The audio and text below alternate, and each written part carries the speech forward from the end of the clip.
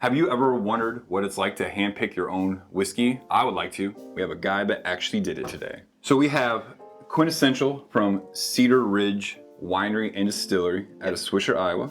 If you don't know where Swisher is, it's just like 10 minutes south of Cedar Rapids.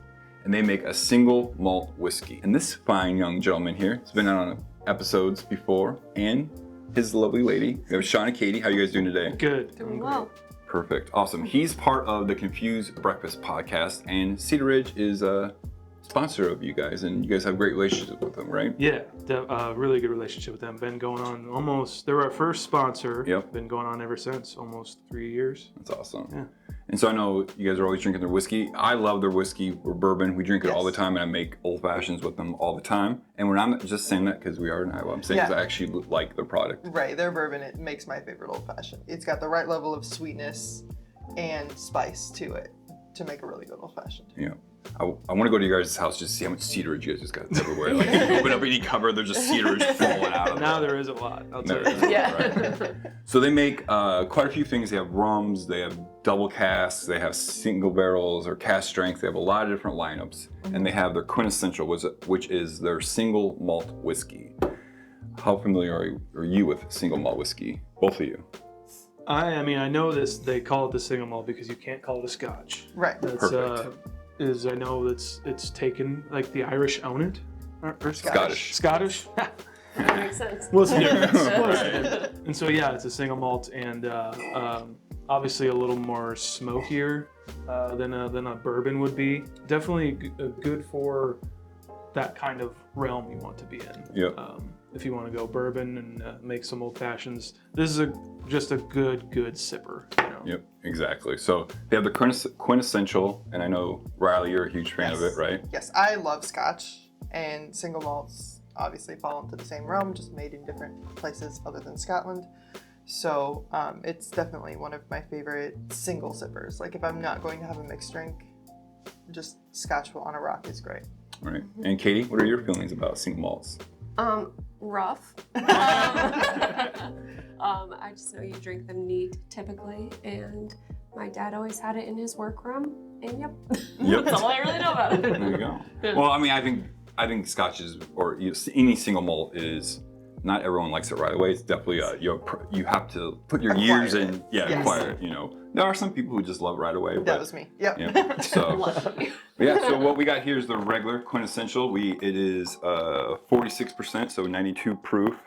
It is their As you can tell, it's well loved. well loved, right? It's been guzzled a little bit. Right, and then so we have Confused Breakfast handpick one. This is 59.15% ABV, so 118.3% proof, and it was finished in a rum cask finish. Before we get into the process of this, let's go ahead and try the single one by itself. Excellent. Excellent. Cheers, everyone. Cheers. Cheers. We first smell and we tell people what we're smelling. Okay. And then we taste. I mean, you can do whatever the fuck you want. I don't give a shit, but Smooth. Alcohol. alcohol. Yeah, there's a distinct burn. Yes. It's definitely like not too ethanol because it is only 92 proof. So I mean, it's still high, but for scotches and stuff, that's about average, I think. To me, like the notes, it smells like a farm. Right. Yeah. Like a that's farm good. campfire, Mhm. you know, Smoky. good decisions, bad decisions. And grass. Yes. Right. And- Absolutely. Oh yeah. I mean, it's just smoother than a baby's bottom. Right. Good God, like that is. You can't get more like classic Scotch than that. You know, like I'm a fan of J&B, but it's like the run of the mill kind of stuff. Right. This just has that like smoothness, but also that obviously homegrownness. Yeah, it's Right. almost got a red wine finish. Mm. Okay. Okay. Do you I get thought it? of it that way, but yes. Like it's not sour. Sour is the wrong word, but there is like a sour component in the Right. finish I see that. where yeah. you get, and I mean they are a winery. Right. It burns. It burns.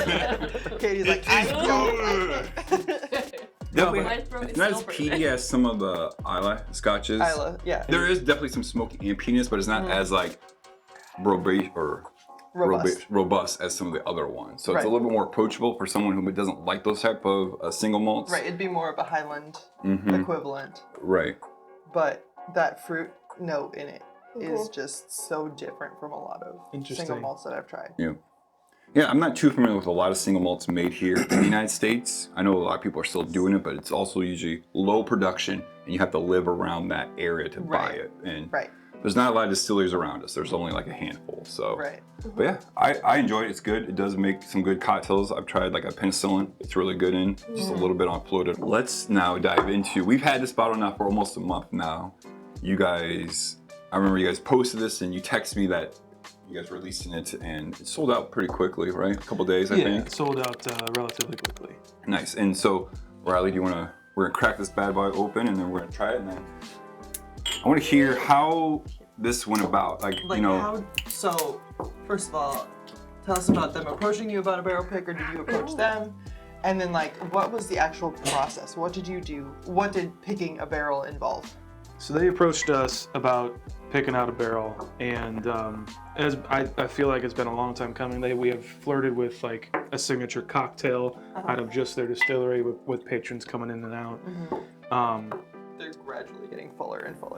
You see that? Yeah. But they approached us, and it was a long time coming, really. And they asked us to come down, and AJ, Mike, and I went to the distillery, and they had a charcuterie board all set up for us for tasting. They provided snacks. Yeah. So they had 3 bourbon casks put out, and then 3 or 2 single malt casks put out. Okay. So we tried them all, obviously. Right. And we had picked a bourbon one. We were going in like, yeah, we're gonna do a bourbon one. Right. Yeah, it's Cedar Ridge. So we tried all of them, and we had picked one of the bourbons that was just like amazing, like obviously one of the best bourbons we've ever had, straight out of the cask. And then we went to the single malt ones, and this guy was just an absolute standout of like nothing we've ever kind of tasted before while drinking a bourbon or a single malt. And it was definitely like a choice between the two. We thought we were going to do both, like the bourbon and the single malt. And we still, who knows, might do the bourbon. Right. But with Quint Murphy, who was the head distiller at Cedar Ridge, he was like, I really recommend doing that because I tasted it and it's fantastic. I'm like, okay, we trust your opinion. Right. And so yeah, we partnered with them to release this. Honestly, man, like straight like breaking open a cask is like a really cool feeling. Right. Yeah. It's getting like that pretty much chisel and a hammer and breaking it open, and then they have this special little sucker that it's like dips down into it, and it's like a flue. I think that's what they might call it. You know more about this than we do. So that's what they bring it out of, and you taste it right then and there. And there's really no difference. You know, these have been shipped out and handled by many people before they got to their eventual home. The ones that I've tried that have been bottled that taste like they've been straight out of the cask. Right. This being cask strength is a kind of a special thing, and in rum barrels especially, it feels special and different to us. We're really happy to be a part of it, to be honest. When you tasted it, was it like what the final product was going to be, or did it still have some time to mature in the barrels? I think they put it back and let it sleep a little bit longer, but not much longer. They kind of sent it off to be bottled and labeled and everything pretty shortly after that. Like the other ones, were they all going to be cask strength, or was this the only one that was like cask strength with the bigger ABV? I think the single malts were both going to be cask strength, and then the bourbons they were going to distill down a little bit more. I think. Nice. Yeah.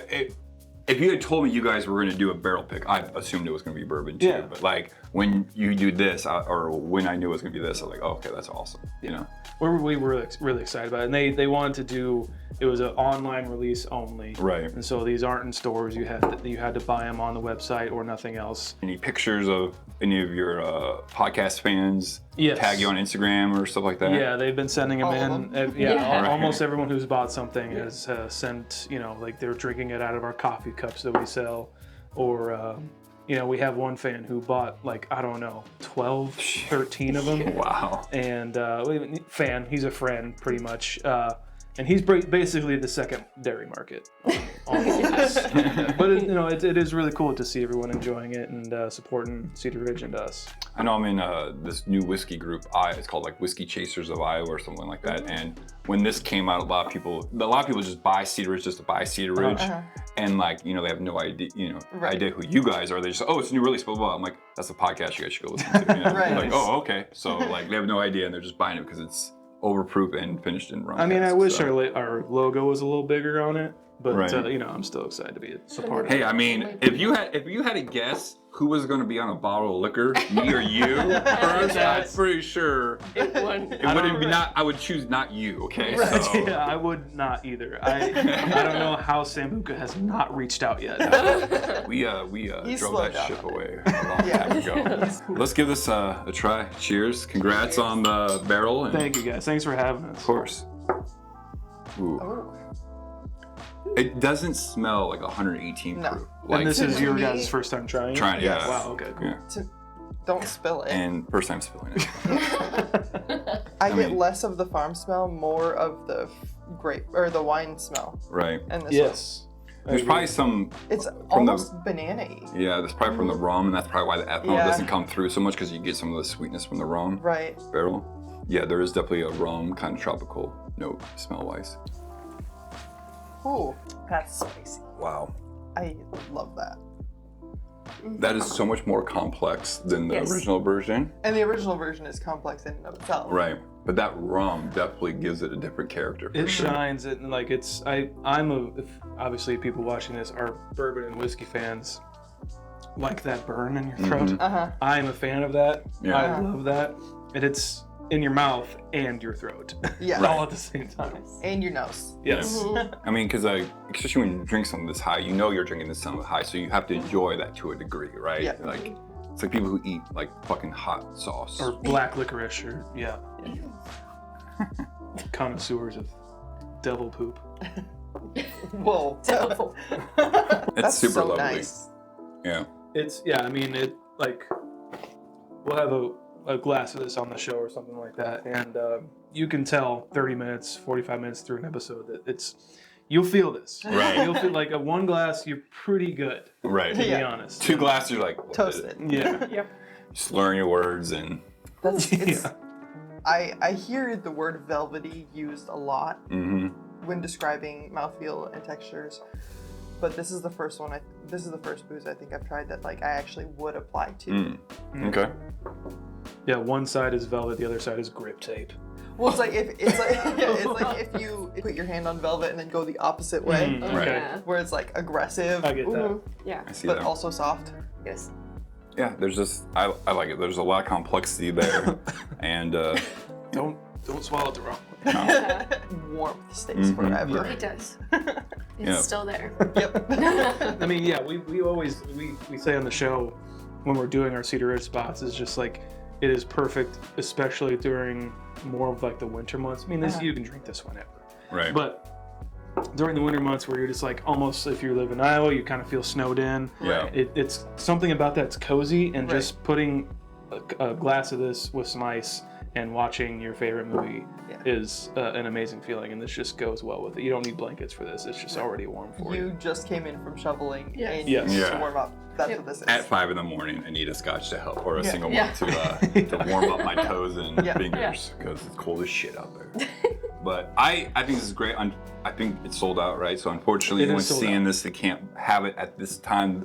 I'm going to assume there'll probably be another pick at some point. Based on it being sold out, I'm fairly confident that there will be another iteration of this or something else. Yeah, so definitely go follow them on YouTube, all the socials, all the podcast platforms. Confused Breakfast. Wait for another pick because I'm excited to see what that will be. Yep. Hopefully a low proof. Yes. Said Something Carl accessible. never. You're right, you know. It's opposite day. So Yeah. but yeah, definitely check this out. And Cedar Ridge is, I think, if I remember last time I talked to someone, it's available in 35 states in the United States. So it's available quite a bit. And I think they'll ship pretty much anywhere in the United States because they use a third-party carrier. Maybe like States. 5 or 6 states they don't ship to. Yeah, so definitely check it out. We're big fans of their bourbon, like I Yep. said, and we're not just saying that like they didn't pay They us. didn't sponsor us. We paid, yes, Cedar Ridge, but we always drink their bourbon, and I use it at work all the time. It's great. So definitely check out their bourbon. I think QuintEssential, just pick up that bottle if you can find it. But Yep. anything else you want to say? We'll see you guys later. Cheers, cheers, everyone. Thanks for coming on, guys. Yeah. Thanks for having Thank us. you for having us. It's not a shot.